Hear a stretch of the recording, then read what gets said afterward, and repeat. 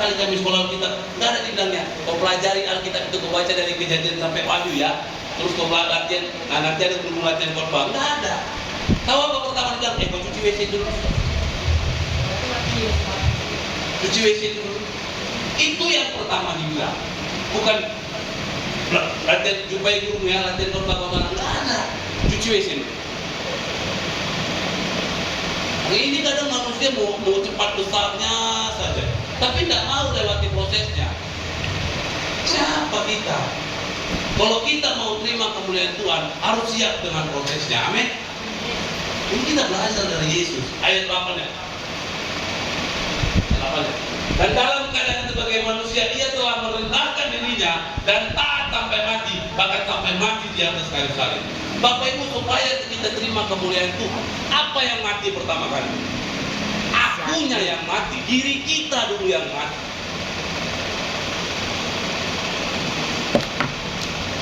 Diri kita dulu yang mati. Enggak ada rasa sakit hati, enggak ada rasa tinggi hati, enggak ada rasa oh aku ini, enggak bisa. Itu dulu yang mati, akunya dulu yang mati. Apa yang bilang itu? Mati di atas kayu salib. Yang mati siapa nih? Jiwanya, tubuhnya secara jasmani, egonya dimatikan. Seandainya Bapak Ibu waktu di atas kayu salib dia berkata, apa salah sebenarnya Tuhan? Tak selamat, tak selamat. Tapi waktu di atas kayu salib dia berkata, terima kasih Tuhan, ampunilah mereka. Kita kadang-kadang baru dapat masalah sedikit, mengeluhnya banyak kali, menuntutnya banyak sekali. Bagaimana mau diberkati Tuhan? Tapi coba kita ketika ada masalah, kita belajar untuk bersyukur. Tuhan selalu bersyukur, selalu bersyukur. Kau Tuhan yang setia, yang selalu menopang. Itu belajar bersyukur, belajar menerima keadaan, belajar berdamai dengan diri sendiri. Namun Bapak Ibu taat dia sampai mati, bahkan sampai mati di atas kayu salib. Apa yang mati di sini? Dirinya yang mati. Kita kadang-kadang mengalahkan diri kita pun susah kali. Mengalahkan diri kita susah kali. Belum lagi diminta 2 puasa nanti kita. Wah, ngamuk-ngamuk ada gitu. Apapun. Kita kan udah tetangga sebelah. Sampai kita puasa-puasa. Di Alkitab ada kok puasa. Ada 2 puasa. Bagaimana kita mau bisa menang? Kalau kita mengalahkan diri kita pun kita belum mampu. Tuhan tolong kita semua. Ayat 9. Itulah sebabnya Allah sangat meninggikan dia dan mengaruniakan kepadanya nama di atas segala nama. Semua kita pengen menerima jawaban doa. Beda, makanya saya pun kata Bapak Ibu, beda cara manusia, beda cara Tuhan. Cara manusia supaya hebat kita di depan orang, bisa kita singkirkan orang. Ya.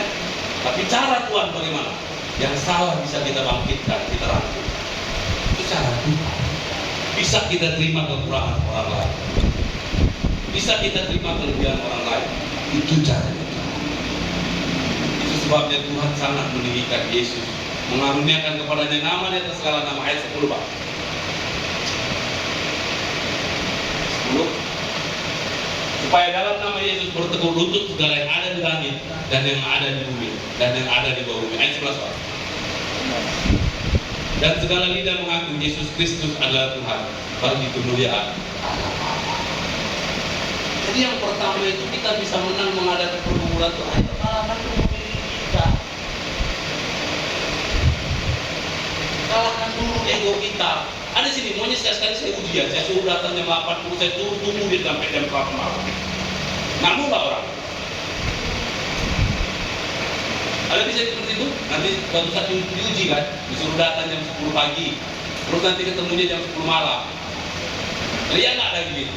Jangan kan jam 10 malam, 15 menit Pak Pendeta nggak datang, pergi kami. Udah teriak lagi gitu. Akunya keluar, siapa kau? Betul ya? Betul kan? Bagaimana kita mau bisa menang? Bagaimana kita mau bisa bangkit? Yesus saja yang punya surganya jadi manusia, jadi hamba lagi, bukan manusia, jadi hamba.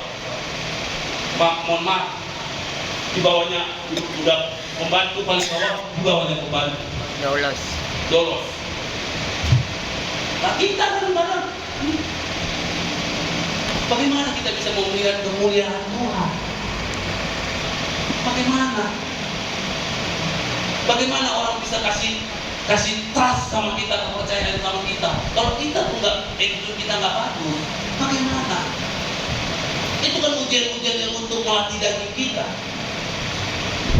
Ujian-ujian untuk melatih. Bisa nggak ini dipercaya? Hal-hal sepele yang membuat kita jatuh. Hal-hal sepele yang membuat kita jatuh. Bagaimana? Gak usah jauh-jauh Bapak Ibu, langsung dia peradakan hari Minggu. Hari Minggu ini ada pesta hari ini dengan hari ibadah. Atau mungkin ada acara keluarga dengan ibadah. Itu hal-hal sepele, hal-hal kecil yang tapi dampaknya besar. Saya bilang kok terus terang, kalau mau ngajak saya dulu, jangan pernah di hari Minggu. Boleh ngajak di hari Minggu, tapi selesai di atas jam 2. Boleh, tapi di atas jam 2 siang. Mungkin kita berkata kan, saya lupa pendeta berkatnya bilang nanti. Oh enggak, berkat itu dari Tuhan. Kalau Tuhan yang buka pintu, nggak bisa ditutup manusia. Kalau manusia yang buka pintu, Tuhan bisa tutup detik itu juga. Saya nggak takut bilang berkat. Boleh, tapi di atas jam 2. Setiap aku ibadah, baru kita datang. Kita tahu. Itu yang perlu diwariskan. Wariskanlah iman.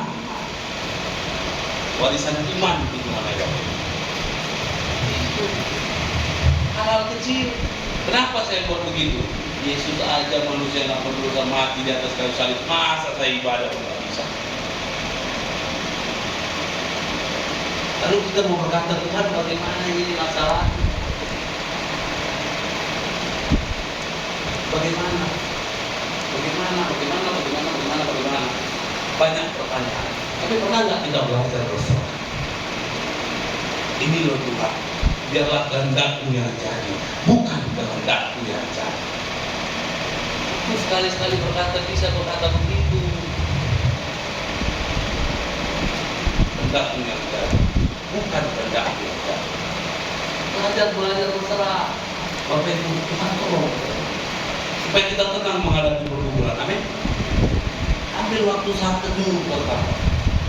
Bangun pagi jam sekolah 15 menit paling, 10 menit memuji Tuhan. 2 lagu. Nyanyi 2 lagu selesai. Baca firman 1 ayat, 1 pasal 5 menit.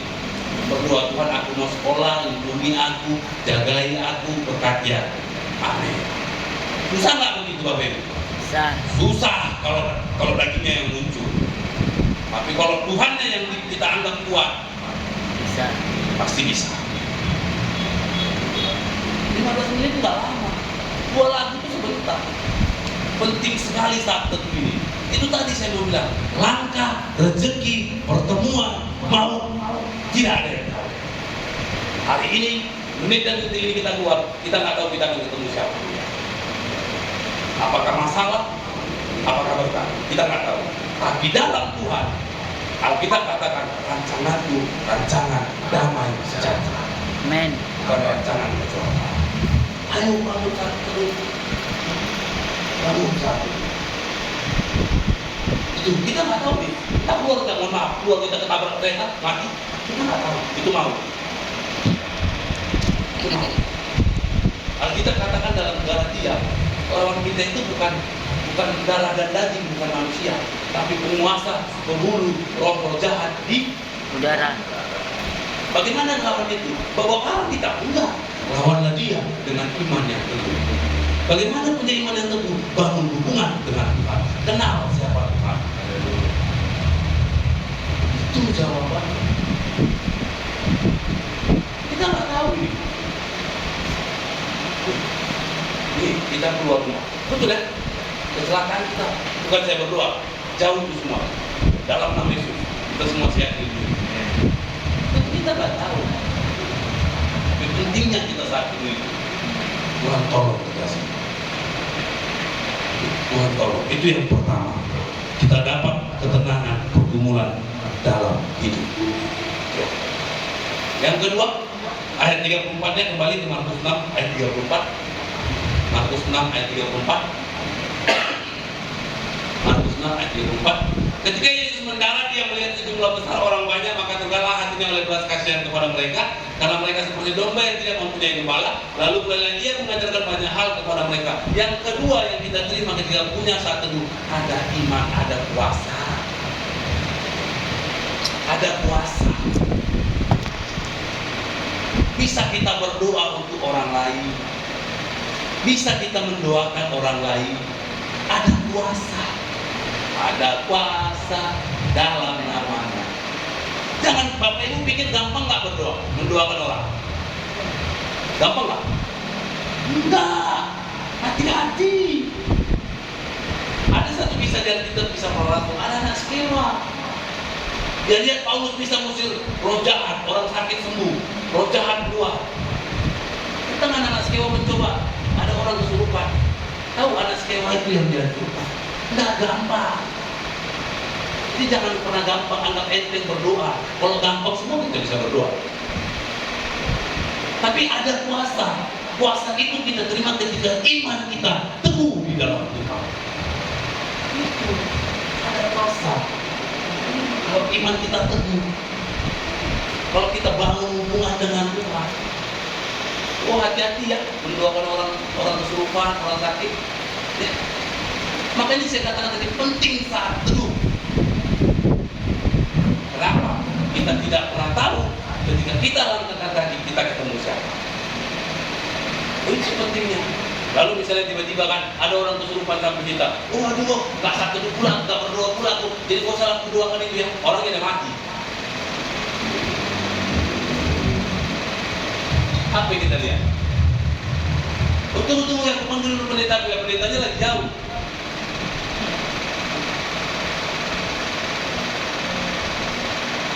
Itu pentingnya kita semua bisa berdoa. Amin. Amin. Itu ada kuasa, bisa kita doakan. Imanmu yang menyelamatkanmu, bukan iman saya yang menyelamatkan Bapak Ibu. Imanmu yang menyelamatkan, iman kita sendiri. Itu Tuhan tolong kita. Tuhan tolong. Apalagi sakitnya yang dibuat oleh orang. Kalau kita nggak mau relakan hati kita untuk sembuh, untuk lepas, mau 1000 orang datang, 2 datang, ada mana? Kalau hatinya masih keras, tapi coba dia relakan hatinya, dia berseru kepada Tuhan, ini aku, angkat sakitku Tuhan, jadilah seperti iman.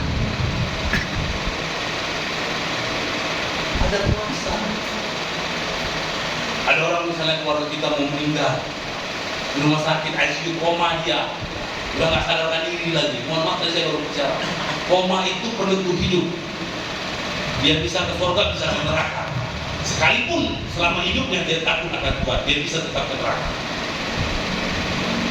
Kenapa saya katakan begitu? Disitulah penentu berdoa. Ada nggak yang berdoa untuk dia?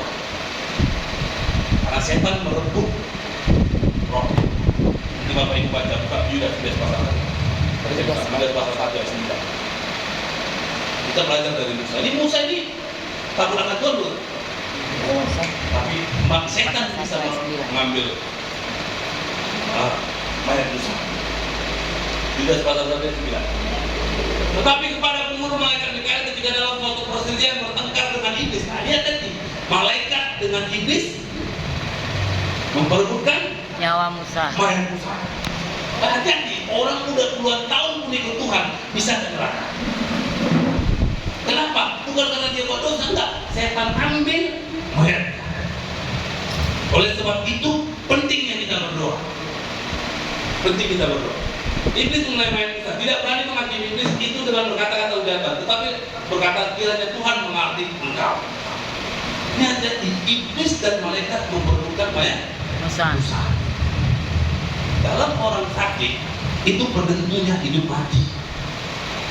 Jadi kalau kita menunggu, oh tunggu dulu ya, aku belum berdoa, tadi pagi berdoa lah dulu ya, orang tidak mati. Sia-sia nggak? Sia-sia. Tuhan tolong kita semua. Itu pentingnya satu, penting sekali. Ini kita nggak tahu ini kan. Jadi saya berdoa semua sehat-sehat, gitu ya. Tapi kita nggak tahu. Entah ada keluarga masuk rumah sakit, butuh doa kita, butuh topangan doa kita. Lalu kita berkata, oh nanti ada tunggu aku berdoa dulu ya baru berdoa kau. Tidak mungkin. Itu pentingnya kita satu. Amin. Itu yang kedua. Jadi yang pertama tadi supaya kita menang dalam pergumulan. Yang kedua ada kuasa. Ada kuasa. Tuhan tolong kita semua. Itu yang kedua. Yang ketiga, yang terakhir. Markus pasal 3 ayat yang ke-13. Markus pasal 3 ayat yang ke-13. Markus pasal 3 ayat yang ke-13. Kemudian naiklah Yesus ke atas bukit, dia memanggil orang-orang yang dikehendakinya dan mereka pun datang kepadanya. Yang ketiga, mengapa kita perlu sakit? Untuk mengambil satu keputusan, kita perlu tuntunan Tuhan. Gak bisa tuntunan manusia, gak bisa pikiran kita, gak bisa keinginan kita. Kita perlu tuntunan Tuhan. Yesus kasih contoh. Waktu dia mau memilih 12 muridnya, bisa nggak Yesus waktu itu tunjuk, si A, si B, si C, si D, si E, si F, si D, si H, si I, si J, si K, si L. Pas 12, aku mau mulai semua jadi muridku. Bisa nggak Yesus pilih begitu? Bisa, kalau mau keinginannya. Tapi apa yang dia lakukan? Kemudian naiklah Yesus ke atas bukit. Ngapain dia ke atas bukit ini? Berdoa. Berdoa. Perlu satu itu mengambil keputusan, berdoa. Tuhan bagaimana ini? Minta tuntunan Tuhan. Itu yang paling penting. Ini waktu Yesus mengambil keputusan, memilih murid-murid. Atau mungkin kita punya masalah. Buka satu Samuel pasal 30 ayat yang ke-6. Ayat yang ke-7 ayat 8 langsung. 1 Samuel pasal 30 ayat 8. Ayat 8. Dari Daud kita belajar. Kemudian bertanyalah Daud kepada Tuhan. Ini pentingnya kita tanya sama Tuhan. Tuhan, haruskah aku mengejar gerombolan itu? Akan dapatkah mereka bersusun? Dan ia berfirman kepadanya, kejarlah sebab sesungguhnya engkau akan dapat menyusul mereka dan melepaskan para tawanan. Daud bilang, Tuhan kalau kau suruh aku maju aku. Tapi kalau kau suruh aku mundur, gak mau aku maju. Itu perlu sekali tuntunan Tuhan ini, perlu sekali saat teduh itu. Perlu sekali. Saya mohon maaf, apalagi yang punya usaha ya, mohon maaf, apalagi yang bekerja. Mohon maaf, kita ampun, orang ini tuh banyak kali Bapak Ibu, entah apa disiram rumah kita, di tempat usaha kita, entah apa disiram di tempat usaha kita. Bisa, supaya jangan terlalu susah kita. Bisa, udah panggil. Itu bisa. Bisa enggak? Tapi kalau kita dalam Tuhan, mau apapun dibuat manusia, Alkitab katakan, mau gimana pun dibuat manusia, Tuhan yang buka semua pintu itu. Itu yang terpenting. Bukan manusianya, kita nggak perlu takut. Orang mau buat apa, mau kirim santet, mau kirim ini, mau kirim itu. Nggak perlu kita takut. Asal Tuhan berserta dengan kita. Kalau Tuhan nggak berserta kita, nggak mau. Jauh bilang. Kalau nggak mau, kalau Tuhan nggak bilang maju, nggak mau maju. Ini mau bisnis, mau usaha, aku mau keluar Tuhan, berkatilah usaha. Mau bekerja, aku mau melangkah Tuhan bekerja, berkatilah bekerja. Aku mau sekolah Tuhan, berikanlah aku hikmat marifat dari surga, supaya aku mampu menerima pelajaran. Dan untuk keluarga Tuhan, berkatilah keluargaku, seisi rumahku, anak-anakku, semuanya Tuhan. Itu yang terpenting. Bangun hubungan, jangan nunggu orang kita. Jangan. Kita belajar bangun pribadi dengan Tuhan. Amin. Amin. Ada satu contoh kisah dalam kitab namanya Elisa. Elisa ini muridnya Elia. Waktu Elia mau dipanggil Tuhan, apa kata Elisa? Elisa nggak minta kekayaan sama Elia, enggak. Tapi dia minta sama Tuhan, kalau memang Elia hari ini kau panggil Tuhan, aku mau seperti Elisa. Apa yang diminta? Aku pengen rohnya ada di dalam diri. 2 kali lipat. 2 kali lipat dari Elia. Itu yang terpenting, bukan berkahnya dulu, Tuhannya dulu yang diminta. Itu yang terpenting. Lalu apa yang terakhir di Elisa?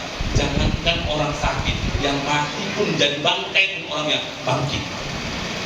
Mungkin kita ada yang udah tutup busuk, mungkin usaha, mungkin keluarga, mungkin apapun. Hari ini ayo kita bangun. Tuhan rindu, pribadi dengan pribadi. Tuhan rindu. Jangan lihat kiri kanan, jangan. Tuhan rindu pribadi lepas pribadi. Kita datang menyembah kepada Tuhan. Itu yang Tuhan mau rindukan. Hari ini firman Tuhan mungkin singkat, tapi saya mau ajak kita semua. Saya mau ajak kita semua. Ayo, latihlah dirimu bangun saat untuk hak Tuhan. Latihlah, jadikanlah itu gaya hidupmu. Saya nggak bisa bilang enggak. Apapun itu, saya dorong. Kalau kita mau melihat mujizat, latihlah itu.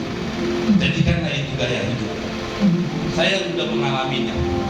Kenapa? Oleh sebab itu, saya rindu kita semua juga diberkati oleh Tuhan. Saya rindu kita semua mengalami kuasa Tuhan. Saya rindu kita semua diberkati oleh Tuhan. Terima kasih Bapak. Mari kita datang kepada Tuhan.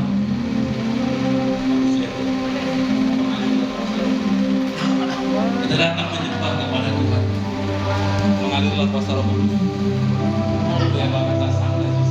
Saya undang kita bangkit berdiri.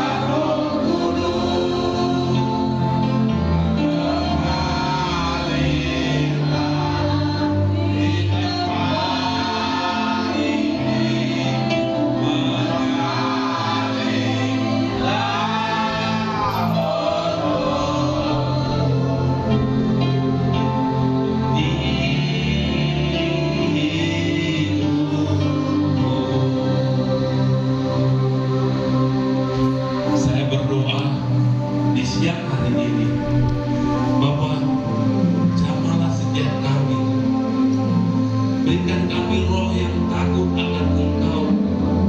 Berikan kami roh yang suka berdoa. Berikan kami roh yang mau mengasihi Engkau. Berikan kami roh ketaatan Tuhan.